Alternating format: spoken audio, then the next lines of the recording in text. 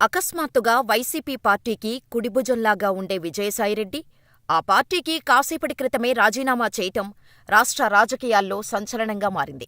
ఆయన రాజీనామా చేయటానికి గల కారణాలేంటి? వేరే పార్టీలో చేరతానని కూడా చెప్పలేదు. శాశ్వతంగా రాజకీయాల నుండి తప్పుకుంటున్నాను అని, ఇక నా భవిష్యత్తు కేవలం వ్యవసాయానికి మాత్రమే అంకితమంటూ చెప్పుకొచ్చిన ఆయన, టీడీపీతో రాజకీయంగా మాత్రమే విభేదించానని, చంద్రబాబు కుటుంబంతో ఎలాంటి వ్యక్తిగత విరోధం లేదని, పవన్ కళ్యాణ్ నా చిరకాల మిత్రుడు అని చెప్పుకొని రావాల్సిన అవసరమేముంది? భవిష్యత్తులో ఈ రెండు పార్టీలలో చేరే అవకాశం ఉందా? లేకపోతే బీజేపీ పార్టీలోకి వెళ్లబోతున్నారా అనే అనుమానాలు వ్యక్తమవుతున్నాయి. ఇదంతా పక్కన పెడితే విజయసాయిరెడ్డి రాజీనామా చేయటానికి అసలైన కారణం ఉందని అంటున్నారు రాజకీయ విశ్లేషకులు. గత ఏడాది డిసెంబర్ నెలలో పవన్ కళ్యాణ్ కాకినాడ పోర్టులో అక్రమ రవాణా అవుతున్న పీడీఎస్ రైస్ ఉన్న నౌక స్టెల్లాని సముద్రం మధ్యలోకి వెళ్లి అడ్డుకొని సీజ్ ది షిప్ అంటూ చేసిన వ్యాఖ్యలు దేశవ్యాప్తంగా ఎలాంటి ప్రకంపనలకు దారితీసిందో ప్రత్యేకించి చెప్పనవసరం లేదు. ఆయన ఎప్పుడైతే అక్రమ రవాణాను అడ్డుకున్నాడో అప్పటినుండి తీగలాగితే డొంక కదిలినట్టు ఒక్కొక్కరూ చేసిన అక్రమాలన్నీ బయటపడ్డాయి. ఆ అక్రమార్కుల లిస్టులో విజయసాయిరెడ్డి కూడా ఉన్నట్టు తెలుస్తోంది. పూర్తి వివరాల్లోకి వెళ్తే అక్రమ రవాణా కేసులో ఈడీ పలువురు కీలక వ్యక్తులను విచారిస్తూ ఉన్న సంగతి తెలిసిందే. ఈడీ ఒకరోజున విజయసాయిరెడ్డిని కూడా సుదీర్ఘంగా విచారించింది. ఉదయం నుండి సాయంత్రం వరకు ఈ విచారణ సాగింది. అనంతరం విజయసాయిరెడ్డి మీడియా ముందుకు వచ్చి చాలా అగ్రెసివ్ అయ్యాడు. పాత కేసులకు సంబంధించిన విచారణ కూడా ఈడీ అధికారులు చేస్తున్నారంటూ ఆయనే స్వయంగా మీడియాకు గత కొద్ది రోజుల క్రితం తెలిపాడు. ఈ క్రమంలో ఆయన ఒత్తిడిని తట్టుకోలేక రాజకీయాల్లో ఒక పార్టీతో ఉండటం వల్ల భవిష్యత్తులో సమస్యలు తలెత్తుతాయి అనే భయంతోనే రాజీనామా చేశాడా అని రాజకీయ విశ్లేషకులు అనుకుంటున్నారు.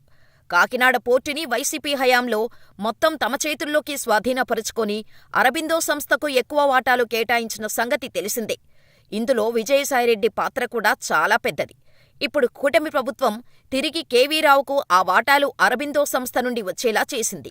అదేవిధంగా కేసు విచారణలో ఈ విషయంలో కూడా విజయసాయిరెడ్డి అడ్డంగా బుక్కయ్యే అవకాశాలు ఉన్నందున వైసీపీ నుండి తప్పుకున్నట్టు కూడా వార్తలు వినిపిస్తున్నాయి.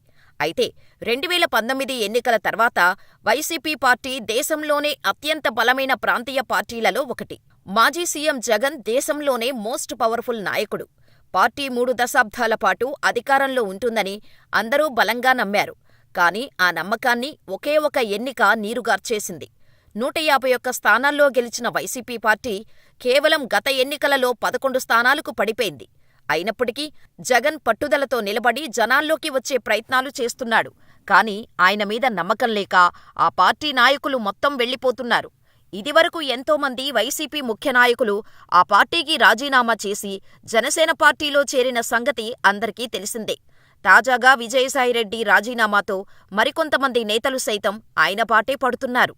ఈయన రాజీనామా చేసిన కాసేపటికే ఆళ్ల అయోధ్య రామిరెడ్డి కూడా తన రాజీనామాను ప్రకటించాడు. త్వరలోనే రాజ్యసభ సభ్యత్వానికి కూడా ఆయన రాజీనామా చేయబోతున్నట్టు సమాచారం. ఒక్క ఎన్నిక ఆ పార్టీ క్లోజ్ అయిపోయే స్థితికి రావటం దురదృష్టకరం అనే చెప్పాలి.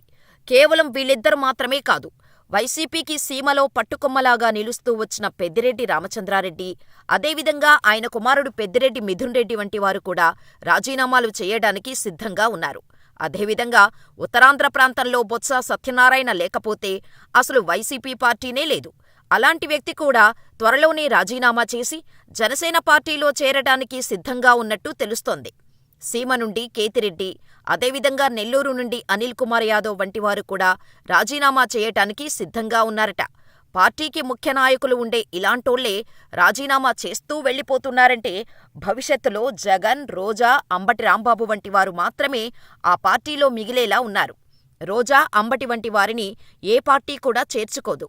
లేకపోతే వీళ్లు కూడా వేరే పార్టీకి జంప్ అయ్యేవారని టాక్. త్వరలోనే చిలకలూరిపేట విడుదల రజనీ కూడా ఆ పార్టీకి రాజీనామా చేయబోతున్నట్టు సమాచారం.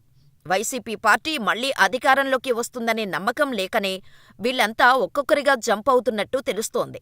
వైసీపీ పార్టీపై ఈగవాలినా ప్రెస్ మీట్ పెట్టి ప్రత్యర్థులపై విరుచుకుపడే కొడాలి నాని, బైరెడ్డి సిద్ధార్థ్ రెడ్డి వంటి వారు కూడా సైలెంట్గా ఉంటున్నారంటే పార్టీ ఎలాంటి స్థాయికి పడిపోయిందో అర్థం చేసుకోవచ్చు.